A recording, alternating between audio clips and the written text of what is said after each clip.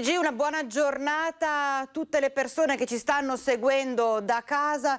Ormai il 15 ottobre è alle porte, 15 ottobre data in cui entra d'obbligo appunto la presentazione del Green Pass nei luoghi di lavoro. Lo stesso governatore del Veneto, Luca Zaia, ha espresso parecchia preoccupazione per quanto riguarda la situazione all'interno delle aziende. Sentiamolo. Io ho posto solo una questione, che non è sì Green Pass, no Green Pass. Usciamo un attimo da questo ragionamento, ne pongo una di pratica. In Veneto abbiamo 84% dei cittadini che hanno comunque intrapreso il percorso della vaccinazione, però resta questo 16% che è rappresentato anche da lavoratori. Quanti sono? Sono 590.000 lavoratori veneti, o meglio veneti in età lavorativa, dai 18, li abbiamo considerati dai 18 ai 65 anni, che se vorranno andare a lavorare avranno necessità ogni 48 ore di avere un tampone. Qual è la capacità produttiva di tamponi in Veneto? Ogni 48 ore 100.000 tamponi. Quindi è inevitabile che non si riesca a erogare il servizio a tutti.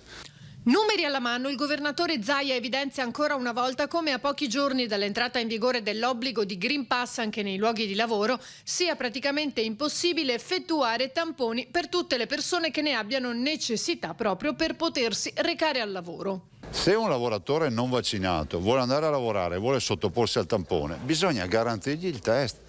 Perché a quel punto, se nessuno gli fa il test, ormai abbiamo i casi di lavoratori che ci dicono: sono andato a prenotarmi il test ma non c'è più posto nelle farmacie da nessuna parte, vorrà dire che quel lavoratore ha fatto tutto quello che doveva fare ma non ha trovato una risposta dal pubblico o dal privato. Per questo io penso che diventerà una situazione veramente difficilmente gestibile. Ma per far fronte a questa difficoltà la soluzione ci sarebbe, dice Zaia. Questo accade anche per i miei colleghi nelle altre regioni, quindi io dico: ma perché non si fa un salto un po' più di qualità? E siccome l'obiettivo è quello di fare il test, non si dà la possibilità alle imprese di utilizzare, che sono i test rapidi, che sono autorizzati, validati, sono stati oggetto di sperimentazioni e sono esattamente gli stessi test fai da te che si fanno in giro per il mondo. Qui da noi non sono fai da te, ma dobbiamo avere un operatore che ce li fa. Ecco, se questo accadesse daremo una mano alle imprese che hanno necessità in questo momento di avere i loro lavoratori, anche perché di lavoratori non se ne trovano oltretutto. A me spiace poi che a livello nazionale ci sia qualche illustre rappresentante delle imprese che dice che non c'è nessun problema.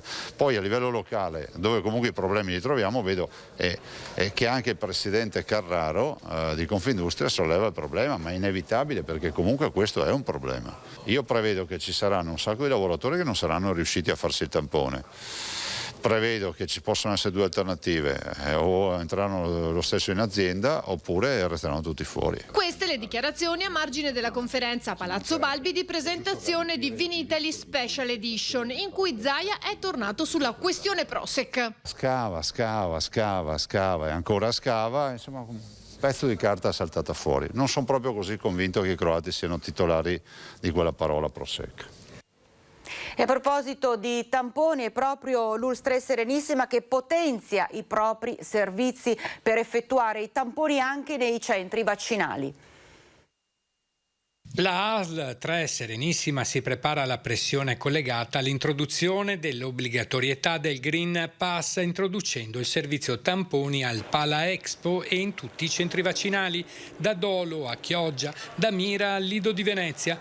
Oltre ai consueti punti tamponi già esistenti da tempo in tutto il territorio, si introdurranno dunque anche i punti vaccinali con orari di apertura al pubblico ampliati per andare incontro a tutte le esigenze dei lavoratori non vaccinati. Abbiamo aperto delle fasce dedicate e anche nel weekend per poter dare un po' di agio a chi ha necessità di fare il tampone. Vi aspettate un boom di richieste? Allora, il tampone è legato al lavoro sostanzialmente. Ecco, sappiamo che molte aziende si sono già anche organizzate con circuiti privati per garantire il tampone ai loro dipendenti.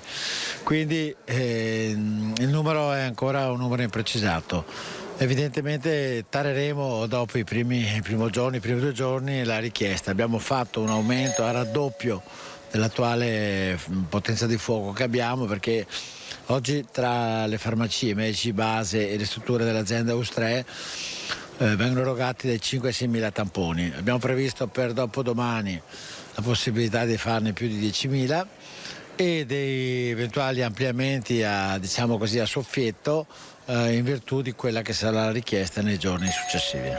Ai punti tampone gli utenti che intendono usufruire dei test a pagamento per il Green Pass accederanno da domani previa prenotazione che si effettua nel sito dell'ASL Tre Serenissima.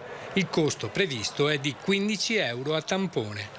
Ed è gratuito solo per le persone che hanno un'esenzione per un temporanea o permanente per un problema importante che non gli ha concesso di accedere alla vaccinazione, che io devo ricordarlo a tutti è il vero presidio che risolve in maniera importante, non costringe le persone di 48 ore a rifare comunque un'indagine che è anche fastidiosa e che è gioco forza ripetitiva. Ecco, a proposito di costi di tamponi, abbiamo chiesto proprio alla gente cosa ne pensa. Il tampone dovrebbero pagarlo i lavoratori o dovrebbero pagarli i datori di lavoro, di conseguenza le varie aziende? Perché adesso abbiamo sentito anche responsabile dell'ULSS Tre Serenissima che appunto ha dichiarato che chi è esente dalla vaccinazione ovviamente non dovrà sborsare €1 per pagare il tampone, ma chi per scelta decide o per motivi personali proprio decide di non vaccinarsi, dovrà, se vuole lavorare, presentare il Green Pass, di conseguenza dovrà fare il tampone. Allora abbiamo chiesto proprio alle persone, devono pagarselo i lavoratori, le lavoratrici o direttamente l'azienda? Sentiamo cosa ci hanno risposto. Basta risolvere con la vaccinazione e siamo a posto.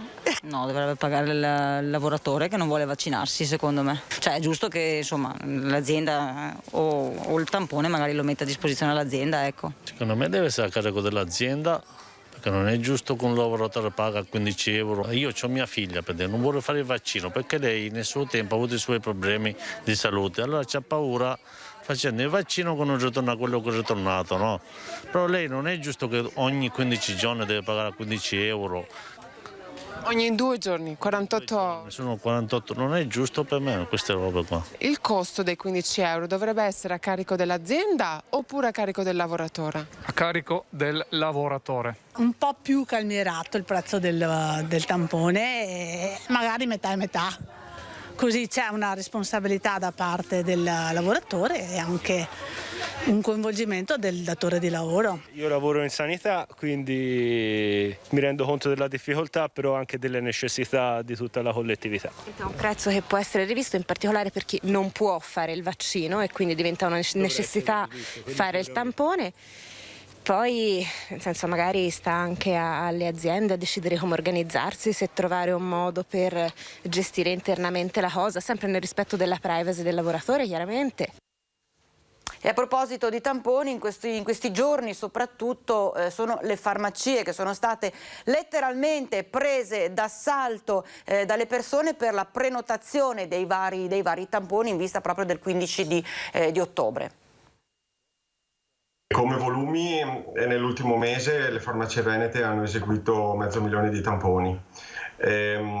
Abbiamo delle punte in questo momento di 30.000 tamponi al giorno e ci stiamo organizzando per poter fornire un servizio ancora più ampio. Farmacie prese d'assalto per le prenotazioni dei tamponi dal 15 ottobre, D-Day per l'entrata in vigore dell'obbligo di Green Pass al lavoro, sino addirittura alla fine di dicembre si fatica a trovare posti liberi, anche perché le richieste dei lavoratori sono concentrate soprattutto il lunedì, mercoledì e venerdì o la domenica sera nelle fasce orarie del primo mattino o serale per ottimizzare la validità di 48 ore del certificato verde. Abbiamo il problema di una domanda molto alta che si concentra in poche ore e questo ovviamente per noi è particolarmente oneroso perché la logistica delle farmacie non consente di ricevere in pochissimo tempo un numero troppo alto di cittadini. Ci stiamo organizzando per aumentare il numero delle farmacie che eseguono i tamponi, sono già parecchie, sono più di 1.000 per un totale di 1.400 farmacie in Veneto, quindi lo sforzo è veramente enorme. Il tampone in farmacia può essere eseguito dallo stesso farmacista o da un infermiere. C'è chi si sta organizzando con personale aggiuntivo, ma non è semplice, dicono i farmacisti, sia reperirlo sia rientrare nei costi. Eseguire il tampone in sé è una procedura velocissima, però oltre al professionista che esegue il tampone c'è poi del personale che è tutto il giorno sostanzialmente impegnato al telefono perché i cittadini cittadini chiamano in continuazione. E poi c'è tutta la parte burocratica legata al caricamento dell'esito del tampone per la trasmissione alla regione e anche per la stampa del Green Pass. C'è una breve pausa, ci troviamo tra pochissimo.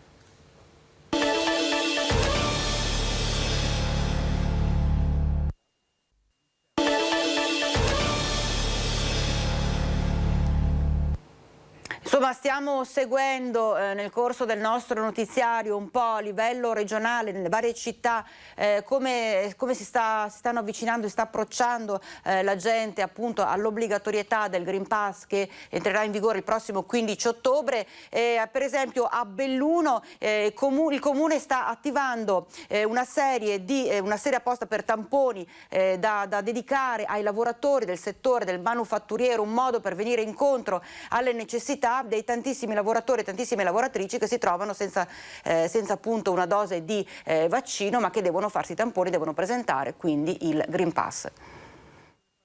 Ne abbiamo una in particolare che è molto importante, la Silicon Plastic, che occupa ha molti dipendenti, e loro naturalmente hanno manifestato la necessità di avere dei centri di tamponi che noi come Comune stiamo organizzando attraverso l'azienda speciale per dare servizio a tamponi a tutti i dipendenti che non vogliono vaccinarsi. Il Comune di Val di Zoldo con l'azienda speciale scendono in campo per andare incontro alle necessità dei lavoratori delle aziende del manifatturiero della Vallata. Insufficiente la disponibilità delle farmacie per rispondere alle richieste di tamponi che consentono il rilascio del certificato verde. Ci siamo armati attraverso l'azienda per dare un servizio in più ai cittadini attraverso gli infermieri che lavorano presso l'azienda e poi attraverso le due farmacie, quella privata e quella aziendale, trasmettere i dati per rilasciare poi il certificato. Un'operazione complicata, difficile da gestire nel lungo periodo, spiega il sindaco De Pellegrin. Le richieste sono numerose e al momento non ci sono alternative. Credo che si possa trovare una soluzione, non dico nel mezzo,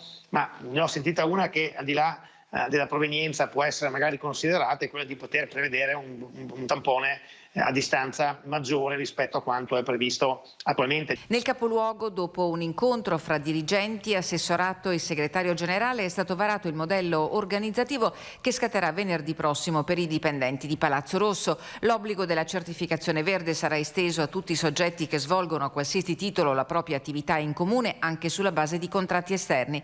I dipendenti privi del Green Pass dovranno comunicarlo con un preavviso di almeno 72 ore per consentire una efficiente organizzazione del lavoro. I controlli saranno eseguiti giornalmente a campione e interesseranno almeno il 30% dei lavoratori in servizio.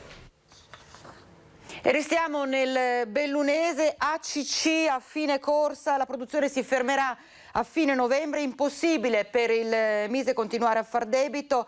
La doccia gelata definitiva per 300 lavoratori dello stabilimento di Melle è arrivata nel tardo pomeriggio di ieri al termine della riunione del Consiglio di sorveglianza socio-istituzionale convocato d'urgenza nella sede del municipio di Borgo Valbelluna, dalla quale è emerso pure che il noto articolo 37 del decreto sostegni non è applicabile all'azienda. Il Consiglio ha chiesto subito la convocazione di un tavolo al Ministero per trovare una soluzione naufragata l'asta per la vendita della società. L'assessora regionale Elena Donazzan ha proposto l'affitto dell'azienda per qualche mese da parte di Fincantieri attraverso un'operazione simile a quella messa in atto per il salvataggio del mobilificio di Pordenone. Di conseguenza davvero una brutta notizia soprattutto per i tantissimi lavoratori della CC nel bellunese. Dopo i presidi spontanei di domenica scorsa, a seguito dell'attacco della sede nazionale della CGIL di Roma, il sindacato padovano si sta preparando alla riunione proprio nella capitale tra tutte le sigle sindacali CGIL, CISR e UIL. Noi contiamo di portare davvero molte persone, insomma almeno 1 migliaio.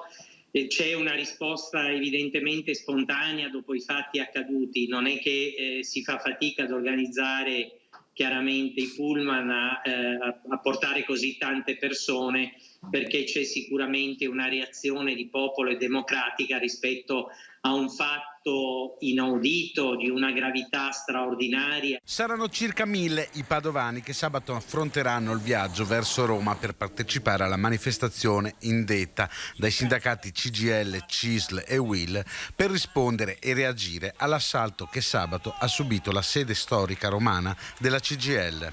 Il segretario generale padovano Aldo Marturano invita tutti a riflettere sul fatto che 100 anni fa le azioni squadriste iniziarono proprio da attacchi a sedi sindacali. Il fascismo iniziò ad affermarsi proprio attraverso azioni di questo tipo, ossia invadendo, devastando le sedi, le camere del lavoro, insomma sedi di rappresentanza dei lavoratori evidentemente. E l'aspetto che voglio evidenziare è che è la prima volta che viene invasa e danneggiata, devastata la sede della CGIL e comunque una sede sindacale nazionale nella storia della Repubblica. Le responsabilità di quanto accaduto a Roma per gli esponenti del sindacato sono chiare. È stato un agguato fascista. Forza Nuova è di fatto, dicono, una formazione fascista e quindi va sciolta immediatamente. Noi chiediamo ciò che la Costituzione prevede, insomma, si è perso troppo tempo da questo punto di vista. La 12ª disposizione della Costituzione prevede che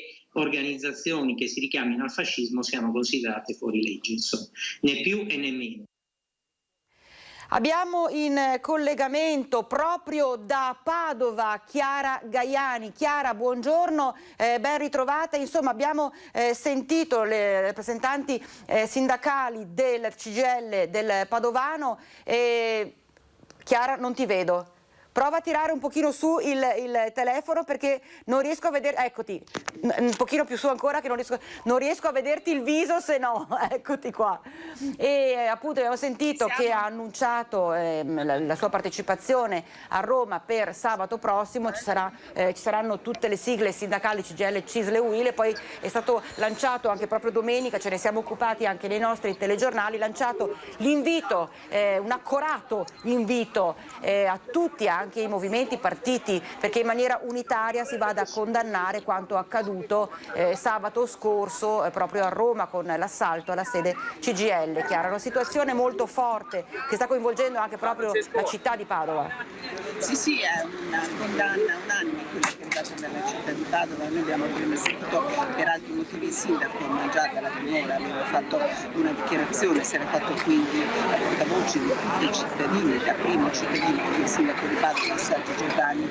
Decisamente tutti hanno fatto fronte comune, ma nei social si sono viste anche prese di posizioni da parte di esponenti importanti del mondo politico padovano, uno per tutti, l'assessore Roberto Mercato, che appartiene alla Lega, ferma condanna per quanto scusami, ti blocco, non si sente praticamente niente, non so cosa stia succedendo, prova a vedere se riesce a collegare meglio l'auricolare perché si sente davvero male e no, non si sente niente, proviamo a chiudere e rientrare. Togliamo in maniera diretta, adesso riesci a sentirmi, però io non ti sento. Proviamo a chiudere e rientrare, Chiara, perché sennò diventa un problema. Proviamo a chiudere e rientrare e ci troviamo, ecco, prova a vedere se riesce a risolvere intanto e noi ci troviamo, riproviamo tra pochissimo, Chiara.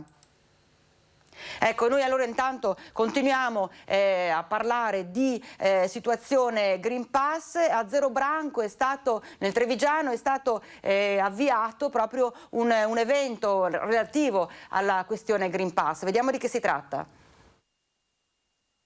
La ripartenza post-Covid a Zero Branco passa attraverso un brindisi collettivo, quello avvenuto domenica a Villa Guidini, che ha aperto il suo parco storico alla prima edizione di Calici in Villa, una prima assoluta che tra musiche e sfilate di moda ha riunito 20 cantine vitivinicole e diversi birrifici artigianali del territorio.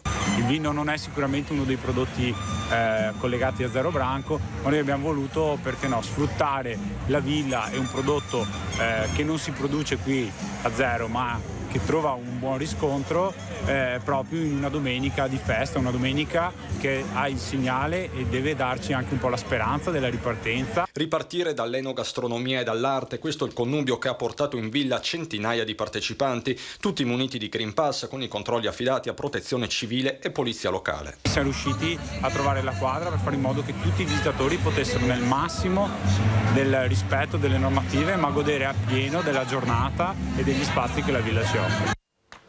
Ecco, in attesa di riuscire a ricollegarci con Chiara Gaiani, continuiamo a occuparci di Green Pass con l'intervento, tra l'altro, anche del presidente ANCE di Padova, Alessandro Gerotto, in merito all'obbligo del Green Pass per le aziende, soprattutto le aziende edili. Il problema Green Pass, ha dichiarato Gerotto, riguarda anche e soprattutto i lavori in subappalto, su cui non si ha nessun controllo, dice. Per gli imprenditori edili vigilare su questi cantieri è praticamente impossibile. Per ANCE Padova i costi dei tamponi non possono finire sulle spalle degli imprenditori, sottolinea, che hanno già altri problemi enormi a cui pensare, come il rincaro delle materie prime, quelli del costo dell'energia. Questi si vanno ad aggiungere anche a breve le norme del decreto sulla congruità, sul subappalto al 100%, che renderanno ancora più complesso il lavoro. Il risultato di questa situazione, ha concluso Alessandro Gerotto, presidente di ANCE Padova, è anche il ritardo nell'apertura dei cantieri, anche per quelli legati al super bonus 110%. Di conseguenza abbiamo sentito un peso importante che arriva proprio a gravare sul settore dell'edilizia, e quindi staremo a vedere anche come si potrà procedere. Vediamo se riusciamo a collegarci con Chiara. Chiara. Riesci a sentirmi adesso, Vanessa? Adesso ti sento. Eccoti qua. Si parlava prima appunto della partecipazione non soltanto di CGIL ma di tutte le sigle sindacali unitarie, e l'appello fatto a tutti i movimenti, i partiti politici per essere sabato prossimo a Roma dopo l'assalto alla sede nella capitale, quindi una questione molto calda e molto sentita in città. Sì, dicevamo poc'anzi, intanto buongiorno ai telespettatori, che anche il sindaco di Padova, Sergio Giordani, subito sabato era intervenuto chiedendo appunto di fare fronte comune contro la violenza, un appello che è stato condiviso da varie forze politiche, comprese nell'immediato l'assessore regionale allo sviluppo economico Roberto Margatto, che dalla sua pagina Facebook aveva rilanciato questo appello, quindi un fronte unitario contro la violenza. Per quanto invece riguarda la partecipazione alla manifestazione di domenica, di sabato prossimo, sappiamo insomma che le posizioni su questo sono più frastagliate. Ci sarà, abbiamo sentito, la CGIL di Padova presente con il suo segretario, ci saranno molte forze politiche presenti e molte persone che partiranno anche dalla città di Padova, e su questo ovviamente continueremo ad aggiornarvi. C'è un'ampia pagina di cronaca, Chiara, che arriva proprio da Padova, a cominciare dalla terribile notizia della morte di Emanuela Brahia, l'11enne, che era stata travolta mentre era in bicicletta a Campodarsego da un'auto, non ce l'ha fatta. Quindi vediamo assieme il servizio e poi ne parliamo. Ci avevano creduto fino alla fine, i genitori e i suoi tantissimi amici e compagni di scuola. Nonostante le terribili ferite, Emanuela ce la doveva fare. Il suo cuore si è fermato purtroppo la scorsa notte nel reparto di terapia intensiva pediatrica dell'azienda ospedaliera di Padova, dove era arrivata lunedì nel tardo pomeriggio. 11 anni, studentessa di prima media, Emanuela Brahia stava tornando a casa verso le 19 di lunedì con la sua bici dal parchetto della frazione di Reschigliano, quando è stata investita da un furgone guidato da un 36enne di Padova. Immediati sono scattati soccorsi. La ragazza nella caduta avrebbe battuto la testa e le sue condizioni erano parse da subito gravissime. La comunità si è riunita in preghiera per sostenere lei e la sua famiglia. Nella notte, purtroppo, le sue condizioni si sono aggravate. Una notizia terribile, pensando insomma a questa giovanissima vita stroncata. Chiara, si immagina l'intera comunità, come hai appunto anche sottolineato tu nel servizio, l'intera comunità davvero devastata dal dolore.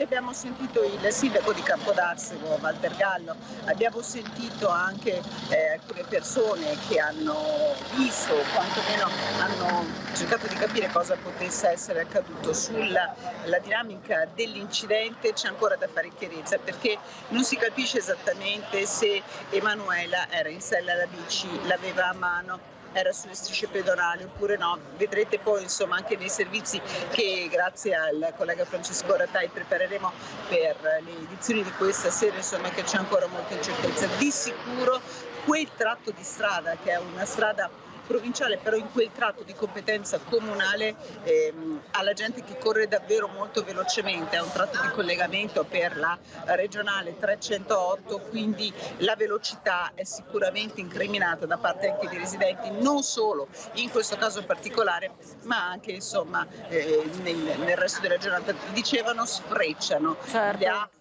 camion sfrecciano. Il sindaco ci ha anche annunciato che in occasione del funerale con ogni probabilità sarà proclamato il lutto cittadino. Ieri sera, lo dicevo nel servizio, una veglia di preghiera molto partecipata, c'erano tutti i suoi compagni di classe. Questa ragazza Emanuela frequentava la prima media, ragazzi che si stavano conoscendo come accade quando cambi scuola, quando entri nel nuovo mondo delle medie. Lei stava tornando dal parchetto dove probabilmente fino a pochi minuti prima era stata con qualcuno di loro quando è successo questo terribile incidente. E un altro incidente stradale, tra l'altro, ha visto coinvolto un uomo di 57 anni che stava percorrendo la strada in Vespe, si è scontrato con un'auto, è successo a Bovolenta questo, quindi vediamo assieme.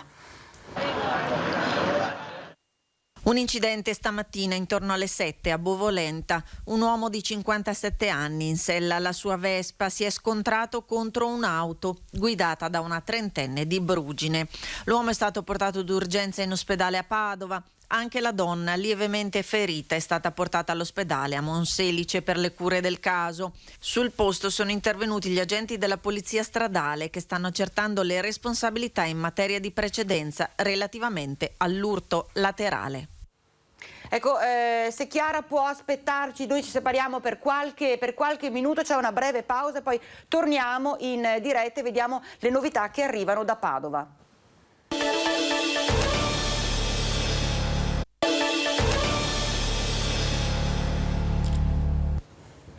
Rieccoci in diretta, ancora in collegamento da Padova, Chiara Gaiani. Chiara, le novità, che novità ci sono oggi da Padova?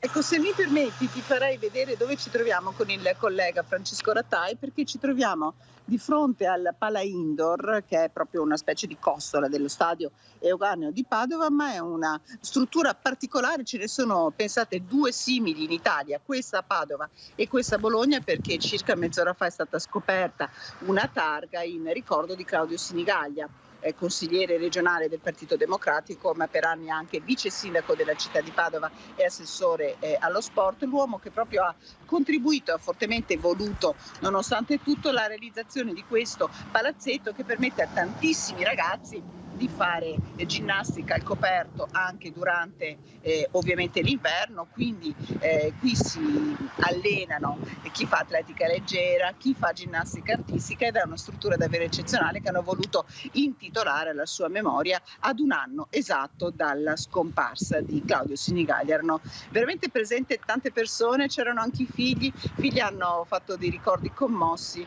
di Claudio Sinigaglia, soprattutto del suo modo di fare politica. Ci ha raccontato per esempio che le gite domenicali erano a vedere i cantieri delle varie opere pubbliche presenti in città, con tanto di telefonata se necessario ai vari funzionari per far sistemare delle cose che non funzionavano. Bene.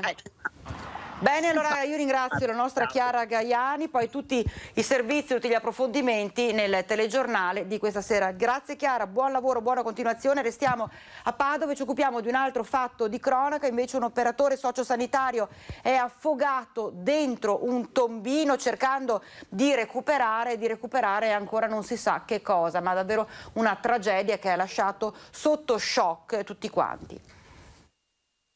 Una morte macabra e dai contorni ancora poco chiari. Nella notte in via Palestro un uomo di 55 anni è stato ritrovato privo di vita con mezzo busto all'interno di un tombino. Sul posto è intervenuta subito la polizia. Pare che sia annegato probabilmente mentre stava cercando di recuperare un oggetto che era caduto all'interno del tombino. Il fatto è avvenuto in piena notte. L'allarme è stato lanciato poco dopo le 3 quando il corpo a carponi con il mezzo busto dentro il tombino è stato notato da un passante.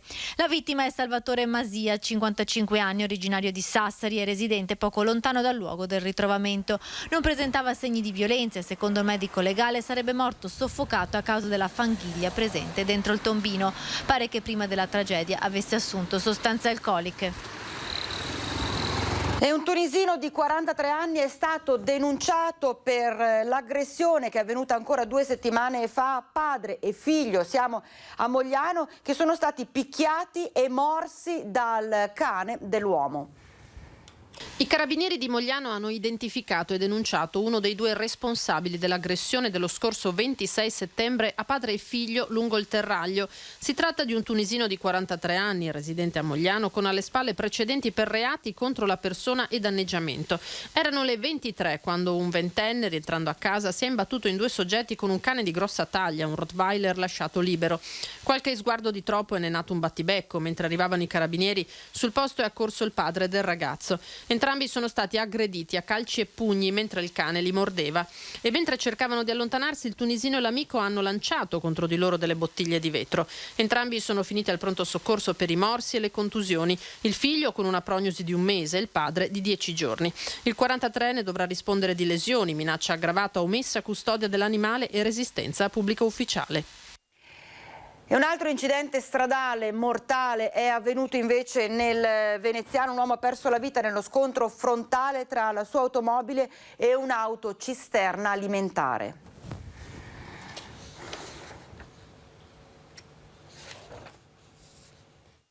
Un uomo di 55 anni ha perso la vita in un incidente frontale tra la sua utilitaria e un camion a Spinea. È successo poco dopo le 13 lungo la strada provinciale 81 in località Crea. Lo schianto è stato tale da rovesciare completamente l'automobile facendola finire in un fosso. Nonostante i soccorsi, il medico del SUEM non ha potuto far altro che constatare la morte del 55enne. I vigili del fuoco, arrivati da Mestre e Mira, hanno messo in sicurezza i mezzi. L'autista del mezzo pesante, un'autocisterna alimentare, è rimasto completamente illeso. La polizia locale è intervenuta per eseguire i rilievi di legge e quindi ricostruire la dinamica esatta dell'incidente. Le operazioni di soccorso dei vigili del fuoco sono terminate dopo circa 3 ore. Nel frattempo, chiusa via della Costituzione, il traffico, piuttosto sostenuto, è stato deviato sulla viabilità secondaria dalla polizia locale, ma senza particolari conseguenze per la circolazione.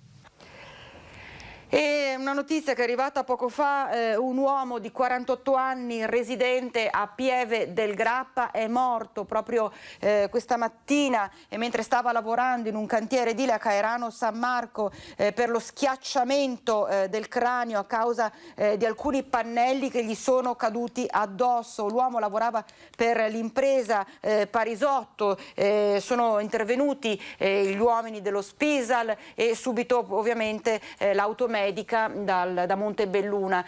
Purtroppo i sanitari non hanno potuto far altro che constatare il decesso del 48enne, dicevamo residente a Pieve del Grappa, nello specifico in località Crespano del Grappa.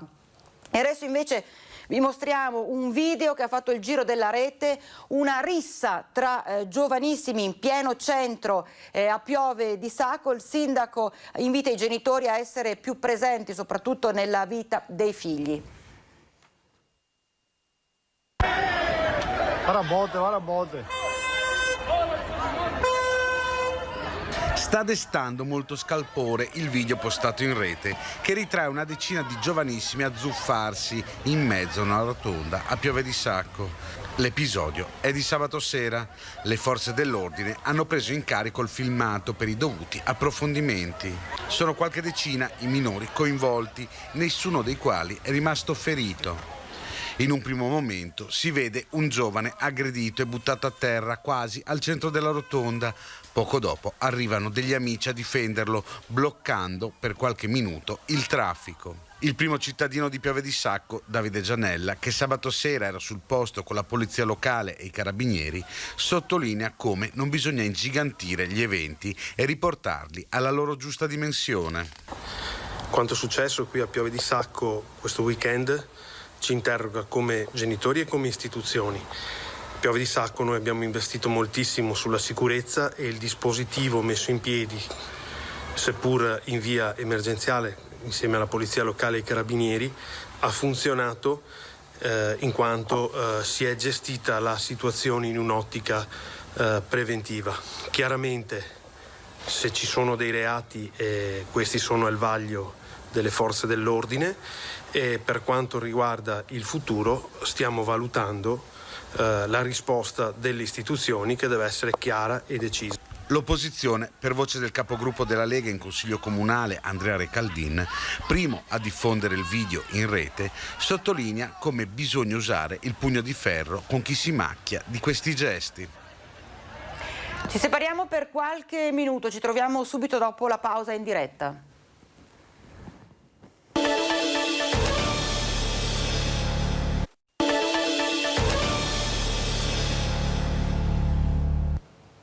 Siamo nuovamente in diretta, è stata aggredita e rapinata nella sua abitazione. Al nostro microfono la vittima, una donna di 94 anni che dice: ho avuto paura ma bisogna reagire. Sentiamola. Ero seduta là, guardi, e ho visto lui che con la testa faceva così, guardava se c'era gente forse. Là così era nel corridoio. Se l'è trovato davanti mentre stava pranzando in cucina, ma la signora Agnese, 94 anni, non si è fatta intimorire, affrontando quell'uomo con grinta e coraggio. Io ho detto: ma come sei entrato qua a casa mia così? Lui è stato là fermo così, non ha parlato niente. E io gli ho detto: guarda che io chiamo i carabinieri. Allora sono andata in cucina, che è subito là vicino, e ho preso il telefono. Allora lui ha cercato di strapparmi il telefono e dopo mi ha strappato la collana che avevo al collo e mi ha spinto per terra. È uscito e ha chiuso la porta della cucina a chiave. Agnese resta così bloccata in cucina mentre il delinquente, rovista nella vicina camera da letto. La donna non si rassegna e chiede aiuto. Io ho aperto la finestra, vedendo la porta chiusa, ho spalancato la finestra dall'altra parte e ho chiamato aiuto a voce alta. Si capisse che lui ha pensato: adesso forse arriva qualcuno, e se n'è andato.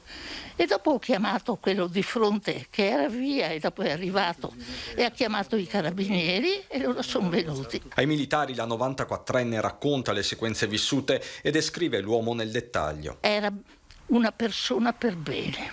Lui si è presentato così, lui non si è mosso di niente, ben pettinato che sembrava appena uscito dal barbiere, con un maglioncino scuro. Non aveva mascherina, non aveva guanti, non aveva niente. Per conto mio dell'est avrà avuto sui 20-22 anni, così giovane. Sulle sue tracce militari, per quella che è una vera e propria caccia all'uomo, Agnese oggi sta bene, forte e lucidissima. Già di prima mattina è uscita di casa per andare a conferire le ramaglie. Con lei il nipote. Stamattina sono stato a trovarla, le ho portato la brioche con la Nutella, insomma bisogna coccolarla sta signora. Per cui però, come vedrete, è in gambissima, nel senso che è una persona molto forte. Lei ha reagito in una maniera fortissima. Sì, mamma mia, cosa ci fa? Tanta paura, però resta tanta paura. Ma sa che oggi ci penso e sono quasi più impressionata oggi che ieri, perché non sono più sicura di casa mia adesso. Questa è la preoccupazione appunto di questa donna, tra l'altro anziana, vive da sola, abbiamo sentito, aver paura di stare in casa propria, comunque davvero forte, riuscita davvero a contrastare il malvivente in maniera davvero esemplare. E abbiamo in collegamento da Vicenza Daniele Garbin. Buongiorno Daniele, ti trovi proprio in pieno centro città, cosa ci racconti? Buongiorno Vanessa, buongiorno a tutti i telespettatori. Sì, proprio diciamo in centro città, in questo momento siamo in piazza Matteotti, a mio fianco Palazzo Chiericati, da cui sono appena uscito. C'è stata una conferenza stampa della presentazione delle giornate FAI d'autunno, un evento culturale importante per la città, proprio perché porta alla riscoperta all'interno di questo palazzo di una parte magari sconosciuta per una gran parte di vicentini. C'è l'ascito della Fondazione Eroi e ci saranno una quarantina di volontari che nel weekend permetteranno proprio di visitare questo lascito di questa persona che ha lasciato in varie enti culturali della città una serie di arredi, dipinti, insomma un patrimonio culturale proprio che è l'anima, è stata l'anima, e ci sarà modo di visitarlo proprio durante queste giornate del FAI proprio presentate in questo momento, che coinvolgeranno anche Recoaro. Recoaro si troverà a essere valorizzata proprio in ricordo della Belle Époque che si era vissuta alla fine dell'Ottocento, quindi Novecento, e quindi c'è questo doppio legame, visto anche che il Marchese Eroi aveva proprio dei rapporti con la nobiltà europea e il Gotha, e quindi c'è anche questo richiamo, questa voglia di valorizzare il territorio, anche non solo della città ma anche della provincia. Ecco, questa doppia abbinata. Poi per i particolari vi rimando questa sera al telegiornale. Daniele, ne approfitto perché tra l'altro voi avete realizzato un servizio relativo al discorso dell'obbligatorietà del Green Pass anche all'interno dei musei, visto che parliamo di arte, cultura e quant'altro nella città. Allora vediamo assieme il servizio che riguarda proprio l'obbligatorietà anche nei musei di presentare il Green Pass e poi ne parliamo. Benissimo. L'amministrazione comunale di Vicenza anche in queste ultime ore sta cercando di verificare in anticipo rispetto alla scadenza di venerdì quanti saranno tra i suoi dipendenti ad essere in possesso di un regolare Green Pass. Alcuni servizi, anche tra quelli essenziali, potrebbero essere a rischio. Ieri il sindaco Rucco aveva messo in risalto le maggiori criticità nell'organico di polizia locale, ma non è l'unico settore potenzialmente in difficoltà.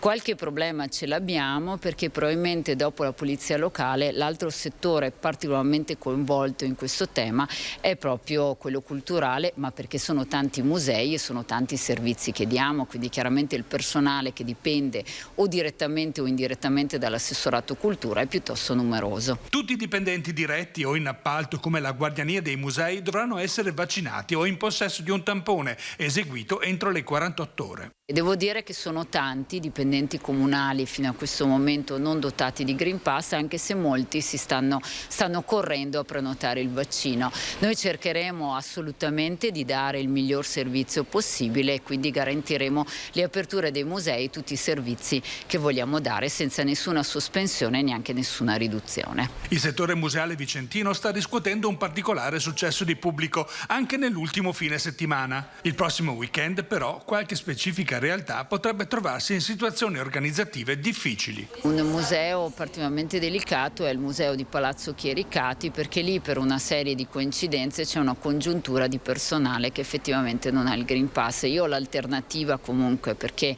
ho l'appalto per la guardiania esterna che eventualmente può sostituire chi momentaneamente non potesse rientrare in servizio. Quindi il servizio comunque al pubblico è garantito. Sì, che è il nostro primo fondamentale obiettivo.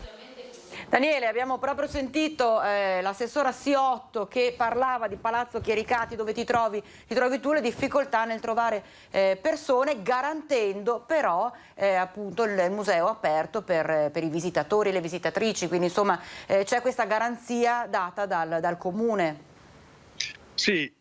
Infatti anche prima era presente in conferenza stampa l'assessore Siotto e c'è stato modo anche di fare una chiacchierata e appunto ribadiva proprio la volontà di continuare comunque a rendere un servizio soprattutto per questi centri culturali vicentini che hanno registrato veramente un grande successo, addirittura 4.000 presenze nell'ultimo weekend, e quindi a testimonianza che c'è proprio la richiesta di visitare, anche diciamo c'è stata poi la proposta anche accattivanti di coinvolgere le famiglie con i bambini e una caccia al tesoro nelle sale, quindi non forse l'idea un po' naftalina di una cultura poco interessante. È stato anche un successo l'averla presentata con una forma più attuale e soprattutto con i ragazzi che trascinano anche gli adulti, e quindi effettivamente ci sono e ci saranno i problemi per il Green Pass, ma c'è tutta la volontà anche di andare oltre, di riuscire comunque a garantire un servizio. Musei, ma non solo, perché da lunedì tra l'altro anche i teatri saranno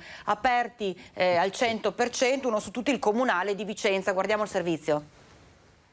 Teatri a capienza piena da lunedì, un regalo insperato viste le prospettive iniziali di un passaggio dal 50% all'80% ed invece il Comitato Tecnico Scientifico ha dato il via libera tanto agognato. Il 26 di questo mese di ottobre presenteremo la stagione 21-22 del Teatro Comunale con le piante aperte agli abbonati e a tutti gli acquirenti dei biglietti, e questo ci fa molto felice. Una ritrovata capienza originaria che fa bene anche ai bilanci provati dalla pandemia e fa avere fiducia per il futuro. E avere più fiducia anche nei bilanci e negli incassi da biglietti e da abbonamenti, anche se molti devono ancora utilizzare il voucher dei vecchi spettacoli non utilizzati, ma insomma in ogni caso risollevare le sorti economiche. Un pubblico che non ha mai abbandonato il Comunale e il Teatro Olimpico, ed anche con la capienza ridotta a metà ha consentito di fare il sold out. Dopo la notizia di una ritrovata normalità, almeno a livello di numeri, subito il pubblico si è fatto sentire, già chiedendo novità sulla nuova stagione,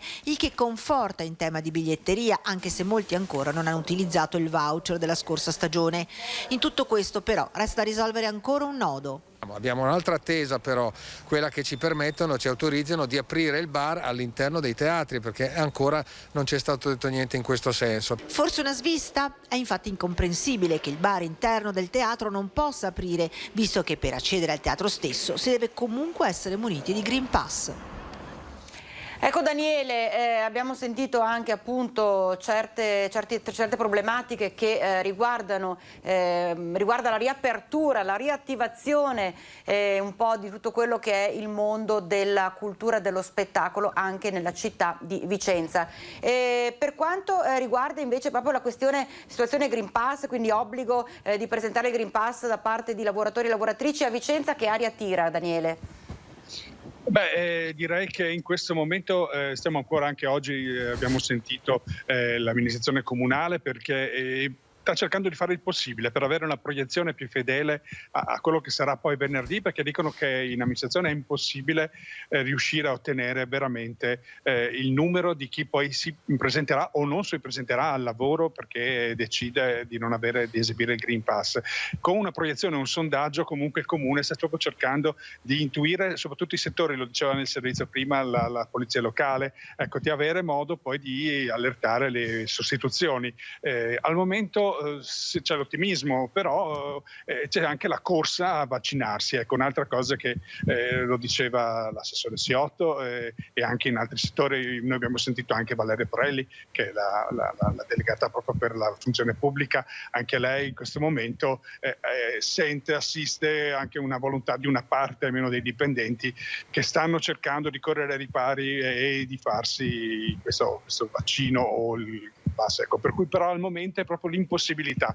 Nel settore privato invece la situazione è un po' più complessa. Ieri abbiamo proprio anche sentito il servizio di Gabriela Basso proprio su una situazione anche complessa. Ecco, ci sono una serie di responsabilità che le aziende hanno in capo a se stesse, pena anche la possibilità poi di dover poi infliggere un alimento o comunque una punizione per chi poi si presentasse al lavoro sprovvisto di Green Pass. E lì vediamo proprio che c'è ancora, in base al numero di dipendenti, la difficoltà a stabilire ruoli e competenze, ecco, su chi e come fare il controllo. Ecco, forse più articolata la parte nel privato. Avete provato a sentire anche la gente, le persone, cioè come stanno affrontando proprio le persone comuni, lavoratori e lavoratrici che da venerdì saranno costrette a presentare il Green Pass, avranno l'obbligo di presentare il Green Pass? Avete un po' così tastato il polso della situazione in città?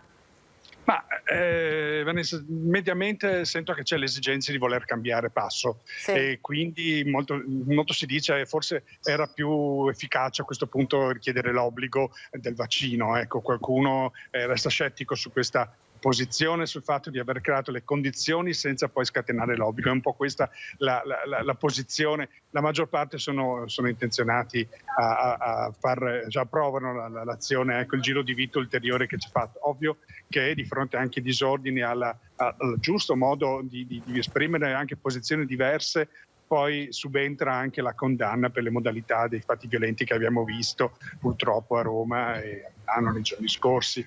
Tendenzialmente comunque è una scadenza a cui ci si appresta e per cui anche si spera che sia un'ulteriore spinta a tornare alla normalità, anche pensando a quello che si diceva prima, a modo di poter ritornare ai teatri, nelle sedi delle discoteche, dicevamo, comunque a tornare alla vita nelle parti che hanno patito di più e che proprio in funzione della mancanza di vaccino o comunque della limitazione ancora non è possibile così frequentare. Bene, allora grazie Daniele. Se non hai altre novità, altri aggiornamenti al momento, chiudiamo pure il collegamento. Ovviamente stasera 19:15 tutti i servizi, tutte le notizie, tutti gli aggiornamenti nel TG Vicenza. Grazie Daniele, grazie per essere stato con noi. Noi restiamo nel Vicentino, in provincia di Vicenza, andiamo a Torri di Quartesolo per un altro allarme, che è quello della ricerca di medici di base, medici di medicina generale. AAA, medici di medicina generale cercasi. È l'allarme lanciato dall'amministrazione comunale di Torri di Quartesolo, che nel giro di poco tempo ha visto venir meno 3 medici di base su 8, chi per pensionamento, chi per avvicinamento a casa e chi è entrato in specialità. Sta di fatto che adesso è caccia al nuovo medico di base e non senza problemi. È un grave problema, anche io personalmente con la mia famiglia abbiamo dovuto trovarci un medico in comune di Vicenza, ecco.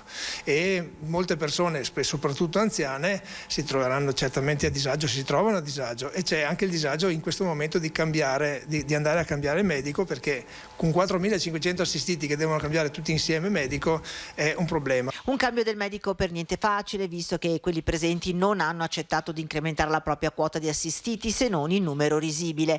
Per consentire lo svolgimento delle pratiche, il distretto sanitario ha visto gli orari rafforzati con aperture tutti i giorni, ma intanto il comune, per arginare il problema, ha lanciato una proposta allo slotto. Come comune abbiamo messo a disposizione per fare una medicina di gruppo i locali del distretto sanitario. Una medicina di gruppo che vede aderire già 4 su 5 medici di base, che renderebbe il loro lavoro più semplice, sganciate dalle chiamate telefoniche, perché l'agenda sarebbe gestita dal centralino USL e con un'infermiera per le pratiche meno urgenti. Questa è una proposta per fermare l'esodo dei medici e eventualmente pensare anche che possa arrivare qualche altro medico giovane che viene a rimpinguare le fila di chi è rimasto. C'è una breve pausa, tra pochissimo.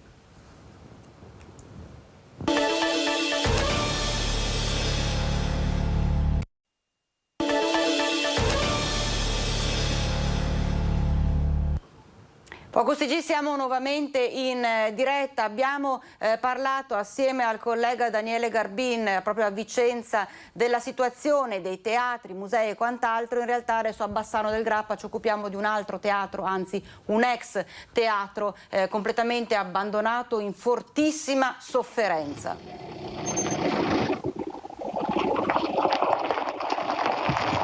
Vediamo. Ecco, Alex Giuliano è collegato da Bassano. Sì, buongiorno Alex. Ecco, volevo parlare io del teatro Astra, ma ne parliamo durante il nostro collegamento perché tu nello specifico parli di un'altra crisi, che è quella che stanno attraversando gli arbitri, ma un'iniziativa che parte da Bassano del Grappa, ma raccontaci un po' di che si tratta. Buongiorno Vanessa, buongiorno ai nostri telespettatori, hai perfettamente ragione, c'è un'altra crisi che si sta sviluppando, è una voragine che si sta aprendo e sta cadendo all'interno di questa voragine il mondo arbitrale, gli arbitri, soprattutto quelli del calcio dilettantistico. Di che cosa si tratta? L'allarme lo lancia l'AIA nazionale, ma lo riprende anche Marcello Mezzasalma, che è il presidente dell'AIA, della sezione di Bassano del Grappa. C'è una carenza di vocazione, gli arbitri sono sempre meno, i tesseramenti sono in brusco calo.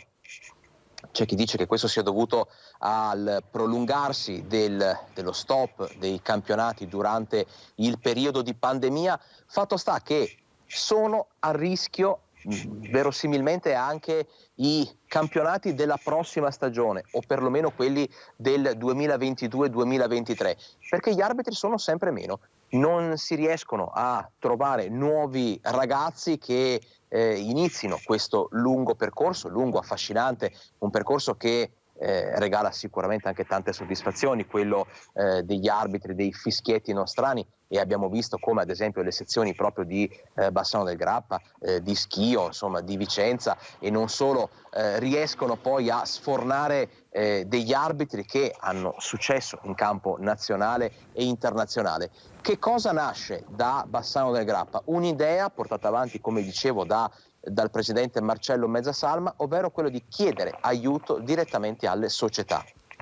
In poche parole, la proposta è quella di chiedere a ogni società sportiva, calcistica in questo caso, di fornire almeno 2 tesserati per intraprendere il corso per diventare arbitro. 2 tesserati a testa, 2 tesserati per ogni club, in modo tale da permettere che ci sia questo ricambio generazionale, una nuova linfa, e che magari qualcuno di questi giovani tesserati, che potranno continuare a fare i calciatori, perché questa è un'altra novità importante di questa stagione, si potrà rivestire il doppio ruolo di arbitro e di giocatore, magari qualcuno si innamorerà della carriera arbitrale, preferirà il fischietto al pallone e quindi si potrà garantire un futuro sereno al mondo degli arbitri nostrani. Altrimenti, Vanessa, è a rischio non solo il futuro dei campionati,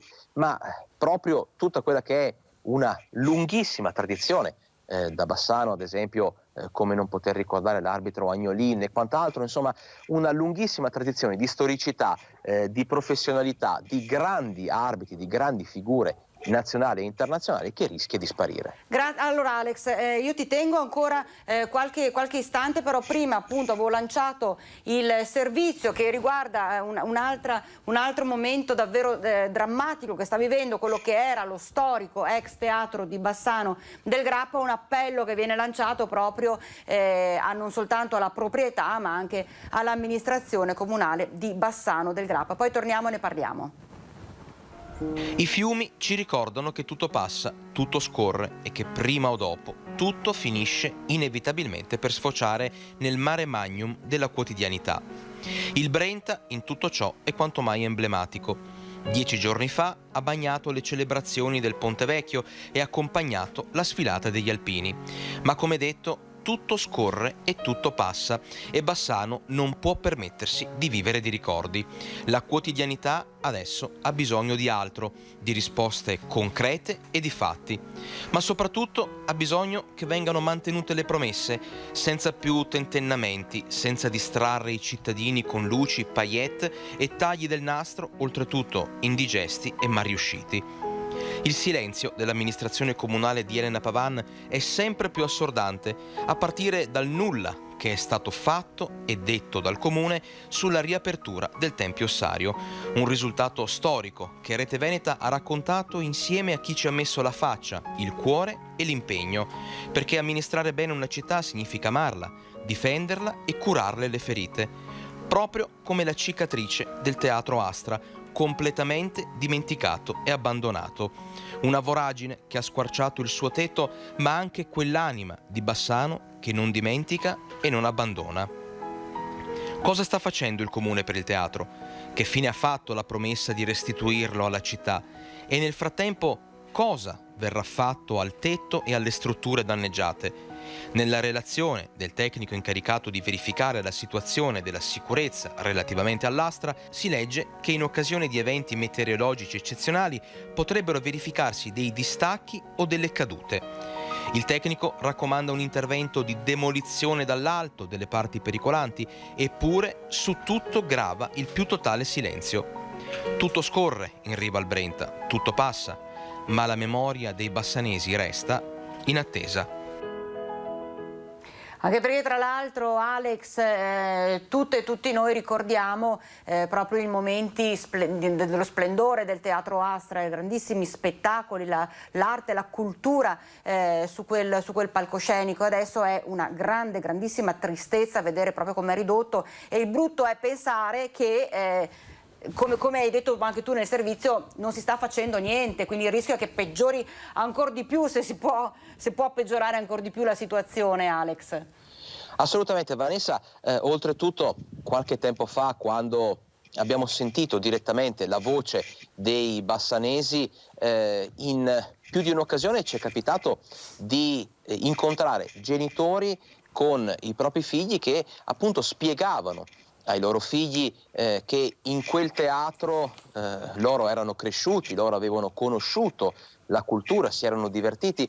Insomma, vedere le macerie di un posto che dovrebbe essere un fiore all'occhiello per quello che riguarda la cultura, per quello che riguarda l'anima di Bassano, vederlo ridotto così è davvero qualcosa che suscita una sensibilità triste e un grande dispiacere nel cuore dei grandi e dei più piccoli, perché, come ti dicevo, i genitori che spiegavano ai propri figli con rammarico di non poter più entrare in quel teatro era qualcosa che dispiaceva a loro volta proprio ai bambini, ai ragazzini, che avrebbero anche loro avuto sicuramente piacere di andare dove i loro genitori hanno conosciuto il cinema, hanno conosciuto le opere teatrali, hanno socializzato. Insomma, è davvero una pagina triste della storia di Bassano. Alex, tu hai fatto un giro in centro per parlare appunto di Green Pass in vista del prossimo 15 ottobre con l'entrata in vigore dell'obbligatorietà di presentare appunto il certificato verde nei posti di lavoro. Cosa è emerso? Insomma, cosa dicono le persone? Esatto, Vanessa, stamattina siamo stati in centro a Bassano proprio a testare un pochino la situazione, anche perché ormai il 15 di ottobre è alle porte. I bassanesi sono divisi in due: c'è chi difende in maniera cosciente e in maniera caparbia la scelta del Green Pass per una questione di rispetto nei confronti degli altri, per una questione di maggiore sicurezza. È un loro punto di vista e va rispettato tanto quanto quello di chi invece crede, e sono perlomeno il 50% di quelli che abbiamo intervistato oggi, crede che nei posti di lavoro si rischi l'effetto discriminazione.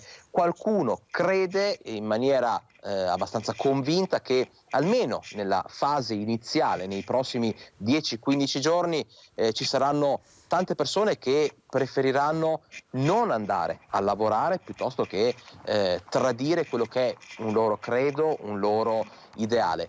C'è anche da dire che, incalzati dalle nostre domande, anche quelli più rigidi nelle loro convinzioni alla fine ci hanno confidato che se l'obbligatorietà dovesse perdurare, se non dovessero esserci aperture, spiragli, alla fine saranno tanti quei lavoratori che oggi dicono di no, ma che domani cederanno inevitabilmente, perché il posto di lavoro è un qualcosa da difendere. Però Bassano è divisa a metà. Certo, bene, allora io ringrazio intanto il nostro Alex Giuliano. Ovviamente tutte le notizie, tutti i servizi, gli aggiornamenti, telegiornale questa sera TG Bassano alle 18:50. Adesso andiamo nel veneziano, ci occupiamo di contract manager e parliamo del bisogno di figure professionali che stanno appunto mancando per quanto riguarda il settore dell'edilizia. Anche grazie all'approvazione del Piano Nazionale di Ripresa e Resilienza, l'edilizia è tra i settori in piena ripresa. Secondo l'ANCE, nel secondo trimestre 2021 gli investimenti in costruzioni sono cresciuti del 54%. Solo in Veneto nei prossimi anni sono stimati interventi pubblici per più di 3 miliardi e mezzo di euro, cui potrebbero aggiungersene altri 6 di riqualificazioni degli edifici privati come effetto dei bonus introdotti. Eppure sia per i privati che per la pubblica amministrazione è difficile trovare tecnici in grado di gestire appalti, cantieri e opere pubbliche. L'Ordine degli Architetti e l'Ordine degli Ingegneri di Venezia hanno organizzato il primo corso in Italia per contract manager. una figura professionale di alta specializzazione nata per affiancare studi professionali e imprese di costruzione che abbiano rapporti con la pubblica amministrazione. Esperto quindi di codice degli appalti, di testo unico dell'edilizia e delle nuove norme sull'urbanistica. I già laureati in architettura che decidessero di specializzare in questo ambito potrebbero gestire processi di gara di appalto che spesso i grandi studi fanno e quindi essere in grado di promuovere criteri di gara e di partecipazione alle gare estremamente competitivi. L'edilizia non è l'unico comparto in piena ripresa. Indicatori positivi si registrano anche nel manifatturiero e nel metalmeccanico e anche questi settori si scontrano con l'assenza di precise professionalità, proprio come l'edilizia. I problemi sono numerosi, il tema della sicurezza nei cantieri, il tema della transizione ecologica, il tema dei nuovi materiali che ci consentano appunto di avere degli edifici che siano ecologicamente sostenibili. E adesso andiamo a Padova e continuiamo a parlare di edilizia e di urbanistica. Perché? Perché è stato presentato il master plan delle aree della stazione e di tutte le zone, le aree immediatamente vicine. Un piano regolatore elaborato dall'architetto Stefano Boeri che ridisegna quella che si può definire la Padova del futuro. Un nuovo ponte pedonale per unire la stazione alla sua città, 3 nuovi giardini urbani e quest'area di passaggio attraverso residenze potrebbe diventare un nuovo quartiere più vivibile e non abbandonato al degrado. Ecco la visione dell'area della stazione di Padova e delle sue zone limitrofe illustrata dall'archistar Stefano Boeri, che ha elaborato un master plan per ridisegnare il futuro di una parte di Padova da sempre abbandonata. Il progetto prevede che questa zona di Padova diventi un quartiere vero e proprio, anche mantenendo il ruolo di cerniera e di ponte rispetto ad Arcella e rispetto al flusso degli arrivi, molto importante, che sarà ancora più potenziato dall'arrivo dell'alta velocità. È stato definito un progetto cerniera per la capacità di ricucire la distanza tra la stazione e la città e i suoi quartieri. Il progetto è un progetto che regala alla città molte aree verdi pubbliche di grande qualità, che riguarda un collegamento nuovo tra la cappella e la stazione, che regala una connessione tra il Tempio della Pace e i Bastioni della Gatta, che regala anche una connessione potenziale tra i 2 fiumi, il Piovego e il Brenta, attraverso il percorso della stazione, attraverso il progetto di un nuovo ponte pedonale che in qualche modo, insieme alla nuova piazza che si realizza sul lato nord in prossimità dell'arrivo delle ferrovie all'alta velocità, può davvero cambiare un po' il modo di vivere di questo pezzo di città. Il master plan elaborato da Boeri su commissione del Comune di Padova ha trovato il pieno sostegno del sindaco Sergio Giordani. E arriverà all'alta velocità perché sarà battuto Ponte Borgomagno, per essere rifatta la stazione, ampliata e rifatta, perché arriveranno, oltre il tram attuale, arriveranno altri 2 tram. Una visione a basso impatto ambientale che tiene conto anche del terreno circostante e della necessità di deimpermeabilizzazione di un'area già densamente edificata. Il futuro ci impone di rendere sempre più aree permeabili, sia da un punto di vista perché viviamo sempre più spesso alluvioni, ma anche per le isole di calore. Questo vuol dire creare un ambiente di qualità per chi andrà a dormire, vivere lì. A proposito di strade, collegamenti e degrado, andiamo nel Bassanese. Nello specifico andiamo lungo una strada, una via molto trafficata, stiamo parlando di strada Marchesane, che presenta da anni una situazione di degrado. Ce l'ha illustrata proprio una residente. Strada Marchesane, Bassano del Grappa, lavori pubblici che creano più disagi ai residenti e infatti abbiamo ricevuto una segnalazione da un residente di questa area che si trova a essere vittima di rumori sempre più pesanti di camion e macchine che sfrecciano ad una velocità veramente spedita e siamo proprio qui a parlarne con questo residente. Ci racconti, Vincenzo, che cosa si tratta nel dettaglio?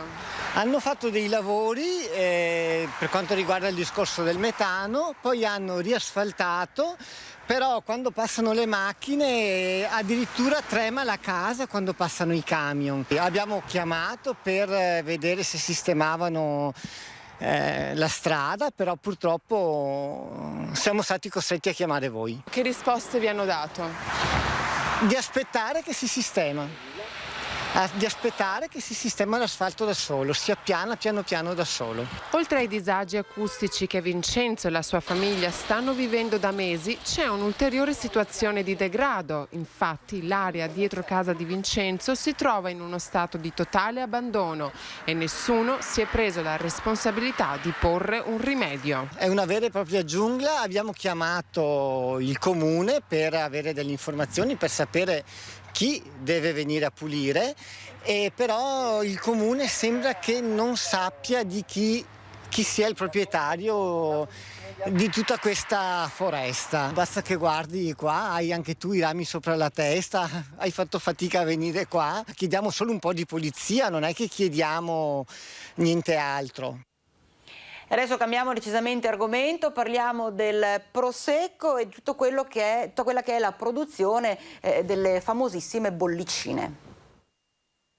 2022 anno della svolta per i trattamenti chimici sul prosecco. Ad annunciarlo il direttore generale dei vivai cooperativi di Rauscedo all'inaugurazione del nuovo centro ricerche sulle nuove varietà resistenti ai cambiamenti climatici. Creazione di glera resistente, per dare prosecco da glera resistente chiaramente. Noi siamo pronti per chiedere a fine anno, inizio del 2022, l'iscrizione al catalogo nazionale e poi chiaramente le autorizzazioni nelle regioni Veneto, Friuli Venezia Giulia. Nulla a che vedere con la genetica modificata o OGM, sottolinea il direttore, ma prosecco ottenuto incrociando naturalmente la glera classica con varietà inattaccabili dalle principali malattie della vite. Resistente a peronospora o idio e poi tollerante a malattie secondarie come black rot ed altre. Nuovo prosecco che grazie a questi incroci sarà più intenso nei profumi e nel gusto. Abbiamo scelto quei genotipi che hanno un corredo aromatico potenziato rispetto al genitore glera. Quindi se andiamo in campo e vediamo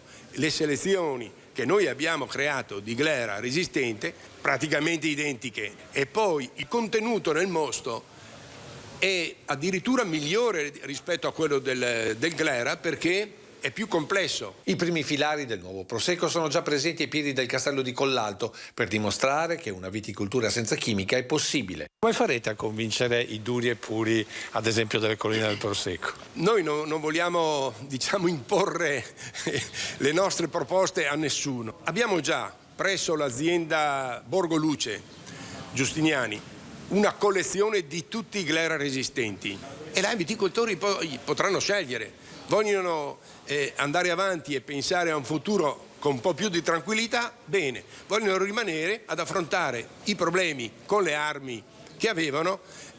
Va bene, le affronteranno con le armi che avevano. Un messaggio chiaro ai viticoltori, ma soprattutto ai presidenti dei consorzi di tutela. Certi principi di fronte alle necessità del cambio climatico bisogna saperli rendere meno restrittivi. Bisogna essere un po' più dinamici, un po' meno talebani è la parola giusta.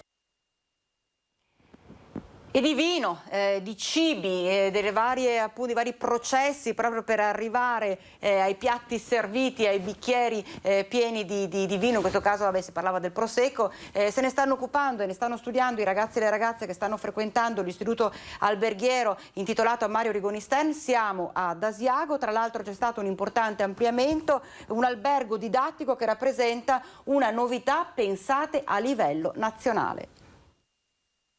Nella regione più turistica d'Italia, culla di una ristorazione d'eccellenza, si guarda sempre al futuro.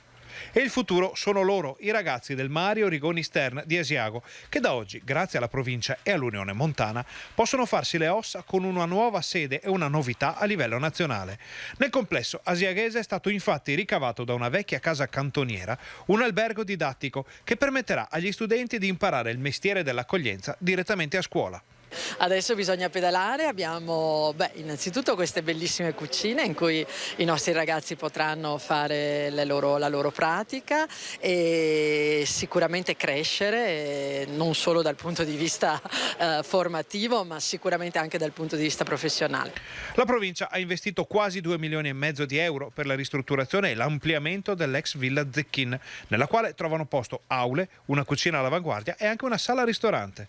La provincia sta investendo molte risorse sulle scuole, ne investirà anche grazie all'intervento dello Stato molte altre nei prossimi anni. Quello delle scuole chiaramente è la messa in sicurezza e la ristrutturazione di istituti che servono ai nostri figli, ai nostri ragazzi e alle nostre ragazze, perché sono la futura classe dirigente del nostro territorio. Un investimento importante da parte del territorio che tramite l'Unione Montana ha messo a disposizione 300.000 euro per gli arredi della cucina. Un territorio accogliente e turistico che prepara i propri giovani all'accoglienza e che richiama studenti da tutto il Veneto. Credo che questo istituto alberghiero, con gli sforzi anche nell'adeguamento degli impianti, delle infrastrutture, c'è una cucina di ultima generazione, c'è un albergo didattico, sia veramente una struttura, sia una scuola di eccellenza per i nostri giovani e anche per i moltissimi che provengono dalla pianura per potersi formare ad Asiago.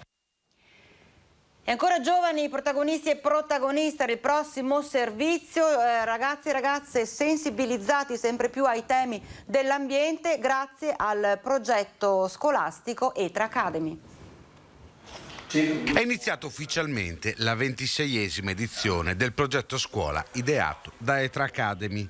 C'è voglia di tornare a scoprire i temi ambientali che caratterizzano l'impegno di ETRA. Nonostante il Covid, l'anno scorso siamo riusciti ad avvicinare 13.600 studenti, quindi un risultato importantissimo. Noi crediamo che i giovani siano il futuro e quindi vanno educati a un rispetto dell'ambiente che deve essere totale. Devo dire anche da padre che tante volte sono proprio i bambini che recepiscono i messaggi positivi prima di noi, che ci educano al rispetto delle regole del vivere civile. Un impegno che da 26 anni ETRA ha nei confronti del territorio e del mondo della scuola. Per personali, docenti, personale ATA, bidelli, con attività e formazione sulla corretta raccolta differenziata e l'implementazione della raccolta differenziata a scuola, in modo tale che tutti, dal preside all'ultimo alunno appena arrivato alla matricola, sappiano fare bene la raccolta differenziata. E non mancano gli ormai tradizionali concorsi. Quello principale, quello principe del progetto scuole è proprio la natura insegna, quindi alla fine di un anno scolastico denso, ricco di attività, di incontri a scuola, e dopo che i ragazzi avranno espresso la loro creatività e quello che hanno appreso attraverso la produzione di lavori, di opere d'arte, ci sarà la premiazione di queste ultime, sperando possibilmente all'aperto quest'anno, con 400 ragazzi tutti insieme e poi appunto i premi in denaro che verranno dati alle scuole appunto per materiale didattico. C'è tempo fino al 30 novembre per iscriversi al progetto, ma visto il boom di adesioni che c'è stato, i posti potrebbero essere limitati. ETRA, inoltre, fornirà bidoni per separare i vari rifiuti. Le scuole però dovranno meritarseli, dimostrando di aver capito come funziona la raccolta differenziata. Le scuole che completano il percorso si meritano i contenitori forniti da ETRA per la raccolta differenziata. Andiamo a Mestre, dove le donne del Trifoglio Rosa hanno donato un cuscino speciale alle altre donne che come loro hanno dovuto affrontare un intervento causa tumore al seno.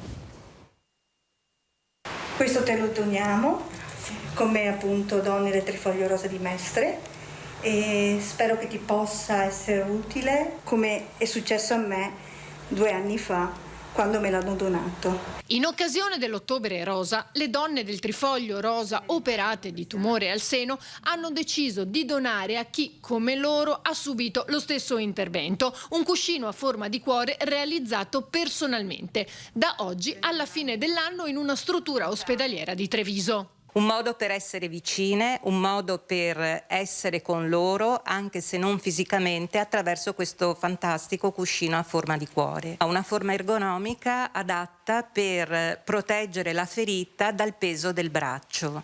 Ma questo cuscino ha anche un particolare significato. Il beneficio che noi donne vorremmo venisse trasmesso è quello di una vicinanza che, anche se non può essere fisica, è un filo rosa tra noi che siamo fuori e loro che sono ancora qui. Sono stati realizzati dalle donne del Trifoglio Rosa e dopo la voga, nel senso nel loro tempo libero, sono state in tante e tutte gioiose di metterci proprio le loro stoffe, i loro fili, il loro tempo. I tessuti li abbiamo trovati tramite delle aziende che ci hanno donato le stoffe. Come la voga, anche il cucito è d'aiuto nel percorso terapeutico di una donna che si è operata di tumore al seno. Il cucito per me è servito a stoffa e filo, ha servito proprio a ricucire la mia ferita, che ce l'ho, ma penso sempre che si possa portare tutto in positivo, quindi